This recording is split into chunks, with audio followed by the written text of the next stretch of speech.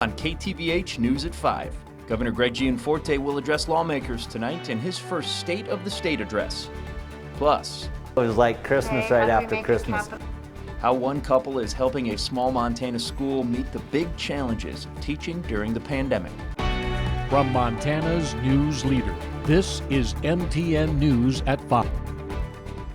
Good afternoon, everyone, and welcome to the News at 5. I'm Andy Curtis, and thanks for joining us.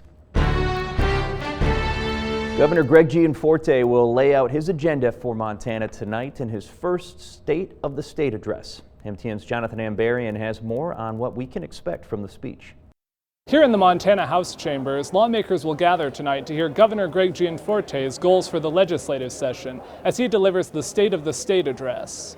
Every 2 years, the governor speaks to a joint session of the House and Senate to highlight priorities. Gianforte is Montana's first Republican governor in 16 years. He's expected to focus on what he's called the Montana Comeback Plan, aimed at helping the state recover from the impacts of the COVID-19 pandemic. As governor, he's frequently talked about the need for economic growth, good jobs, and a more responsive government.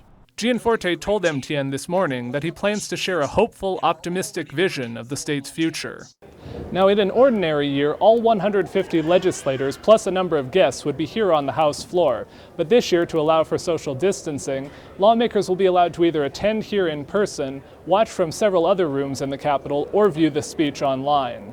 In Helena, Jonathan Ambarian, MTN News. Governor Greg Gianforte is scheduled to give his first State of the State address to the Montana legislature tonight, and you can watch the entire events on KTVH's streaming app for Roku and other devices. Coverage starts at 7, and you can learn more about the KTVH streaming app on our website, ktvh.com/streaming.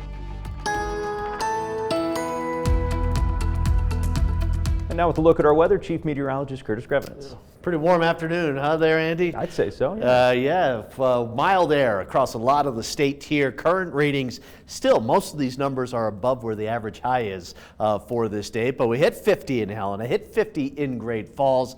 Not everybody so warm, especially right up here along the High Line. Look at Cut Bank at 23, Havre only 33, and 29 degrees right now in Glasgow.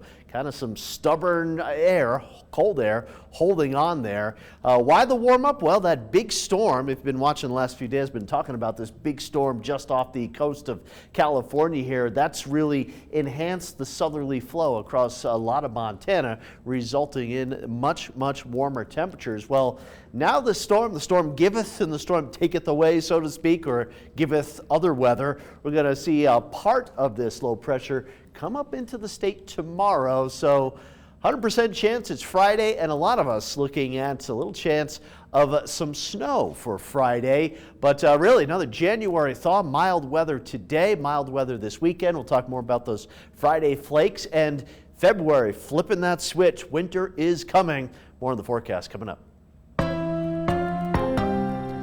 Taking a look at COVID-19 numbers across the state, numbers of infections and hospitalizations from the virus in Montana do continue to decline. As of today, there are about 3,900 active cases. This is the first time that active cases have fallen below 4,000 since October 1st. Active hospitalizations also continue to sit below their normal number, 120. However, the death toll does continue to rise, with 21 new deaths reported since last night. The statewide death total now sits at 1,225. 14 of those deaths are out of Flathead County and are a result of a death data audit by Montana DPHHS. And a new phone line to help people sign up to receive the COVID-19 vaccine in Great Falls is back up and running tonight. According to the Cascade City County Health Department, the phone line actually crashed after it went live this morning. It crashed because so many people were calling it. Now you can call the number, provide the requested information, and your name will be added to a waiting list. Each time the health department has appointments available, some will be given to the people who are on the waiting list. The rest will be given to people who sign up for an appointment online. And Montanans have a new opportunity to enroll in health insurance for 2021 on healthcare.gov, but only for a limited time. The Biden administration created a new COVID-19 open enrollment period. It starts on February 15th, 2021, and ends on May 15th, 2021. Jeremy Smith, Program Director for MT Navigator, a nonprofit enrollment assistance group, says 44,000 Montanans have already enrolled in a health insurance plan during open enrollment, but there could be thousands of families out there that still need coverage. Financial help is available when signing up for health insurance through the marketplace. Anyone can call that number, 406-430-0005, for more information. And small school districts don't have very big budgets, but in some cases they have caring benefactors with huge hearts. That was evident in Ulm recently, where one couple helped the district meet the challenges of COVID head-on. MTN's Tim McGonigal takes us to the classroom. Thank you, Brooklyn. Barb Byrne has been getting a lot of hugs from Ulm School first and second graders lately, and rightfully so. Recently, she and her husband donated 25 Chromebooks to the school. It was like Christmas right after Christmas. The technology was ordered back in October, but due to delays in the supply chain, they weren't delivered until Friday, January 22nd. Even though it took a while, the Chromebooks fill a major academic need. The technology is there so that we can Zoom at home if we go into a situation where a COVID sends all of our kids home, and where we can Zoom with them, we can work with them online with Google Meets. For teachers, it's just such a pleasure and a luxury because you're able to really differentiate your instruction. The Chromebooks are already being put to good use by students like Liam McCamey, who's sharpening his math skills on iExcel.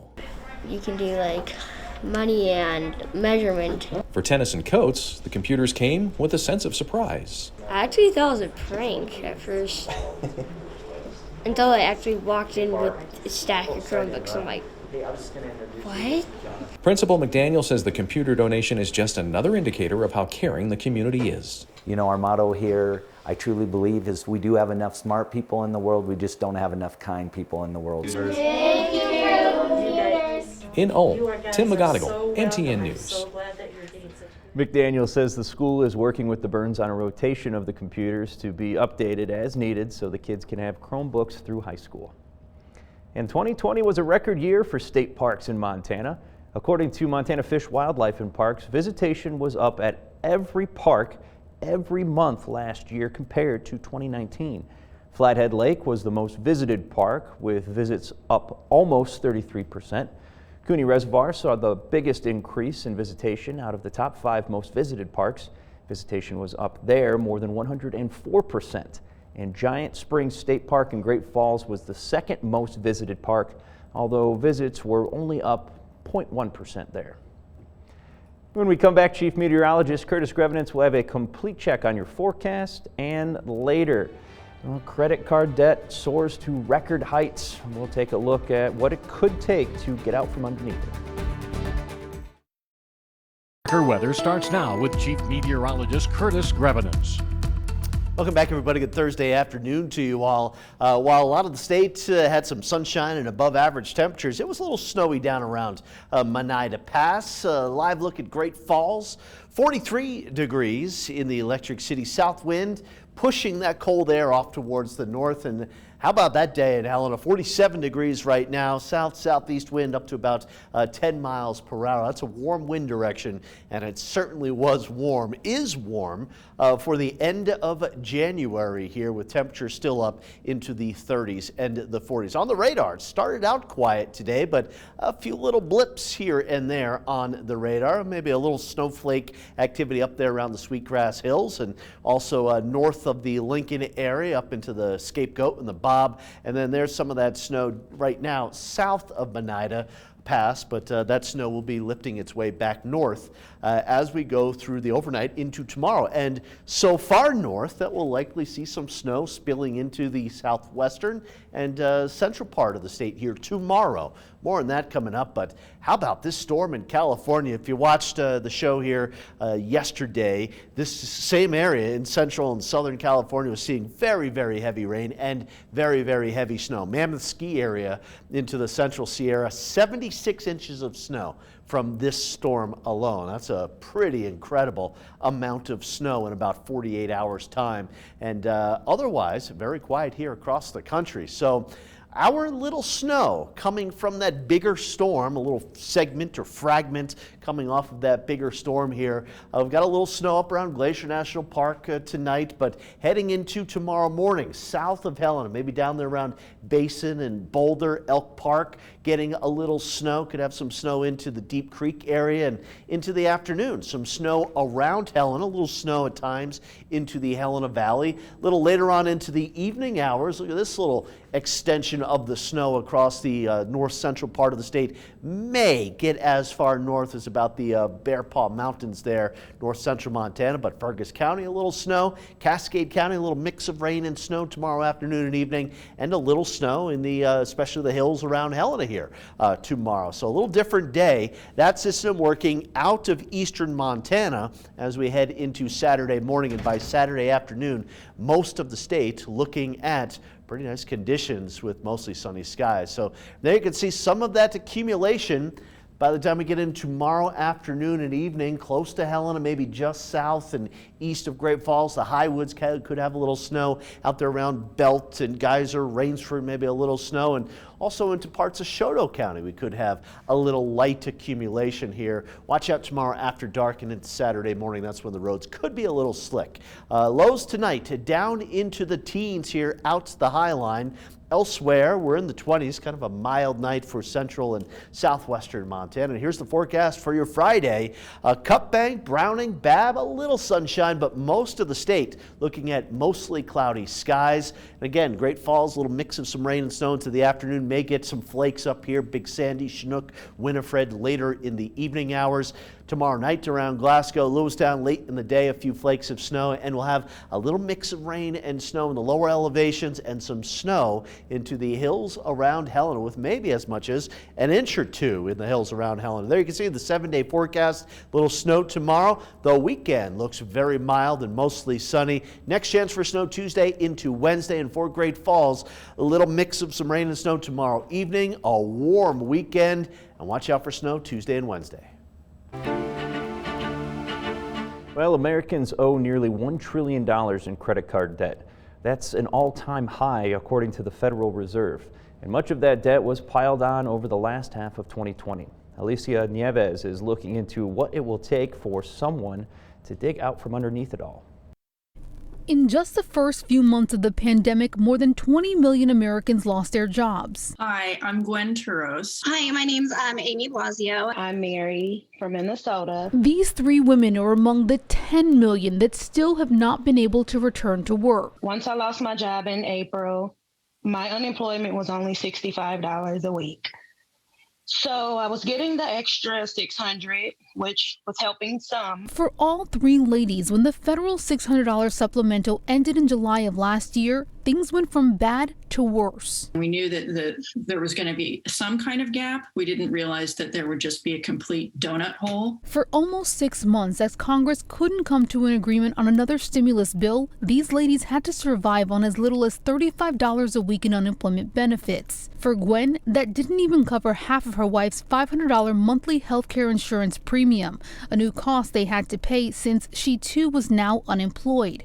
For Mary, it barely provided food for her and her son, and for Amy, it didn't even cover the cost of gas to get her 11 children to school each week. There's been many mornings that I pray that if I run out of gas, I don't run out of gas until after I drop them all off at school, so that it's just me that I have to worry about getting home. Each has had to load up their credit cards or take out loans and is now thousands of dollars in debt. The number one thing we are hearing in our organization is people saying, but what about all of the debt I have now? Stephanie Freed is with Extend PUA, an organization of thousands of Americans who are unemployed fighting for help from Congress. Its latest battle is over this debt crisis, asking Congress for retroactive unemployment payments that would be some portion of the $600 supplemental that ended in July. Pretending the last 5 months didn't happen is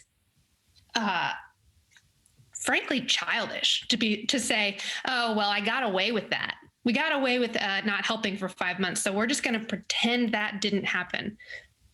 People won't survive. Retroactive unemployment benefits are so far not included in Biden's $1.9 trillion stimulus package, and it's unclear if it will eventually get tacked onto this plan or a future one. I'm guessing that where we are, it would take me 4 years of work in order to catch up from the blow of this pandemic. I'm 44 years old. It's $26,000. I make $30,000 a year on a normal year, working full time.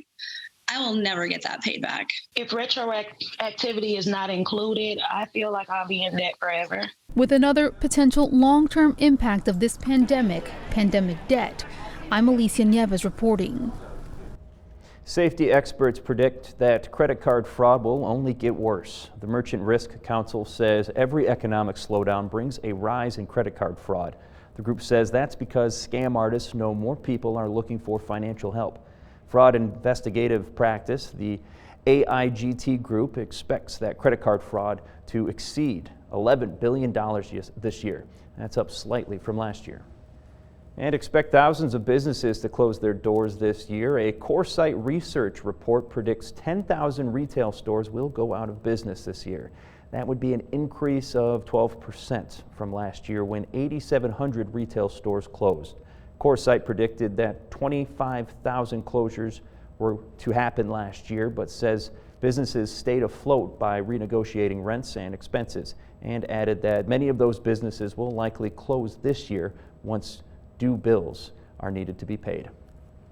And coming up next on the news at 5, putting books in the hands of young readers. Montana's news leader. You're watching MTN News at 5. Welcome back, everybody. We here at KTVH and Scripps believe in promoting child literacy. So each year we hold the If You Give a Child a Book campaign in an effort to raise money to buy brand new books, which are then distributed to areas of need within communities of our television stations.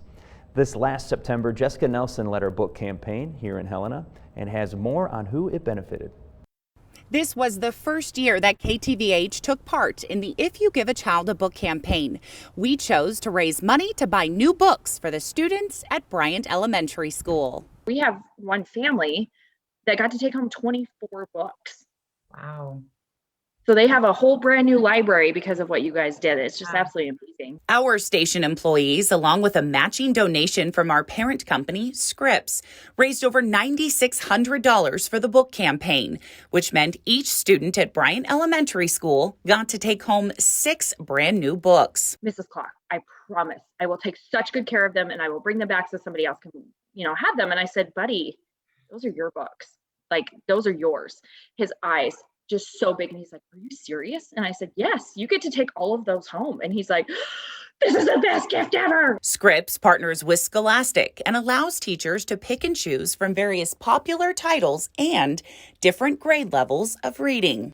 As teachers and paras were walking by and seeing all the books, they're like, well, my grandkid likes that one. And my kids like this one. So we were able to sit down and just really get some really great titles for our kids, and really they were high quality, really, really good books. Not only did every student at the school get to take home 6 books, but the librarian also got to take one of each title to add to the school library for students to read for many years to come. Just like us adults, like when we get a book, it's something special, and for kids it's that and then some. So just wanted to say thank you to all. Trish says for her student population, being able to take home 6 brand new books and keep them is truly life-changing. Reporting in Helena, Jessica Nelson, MTN News.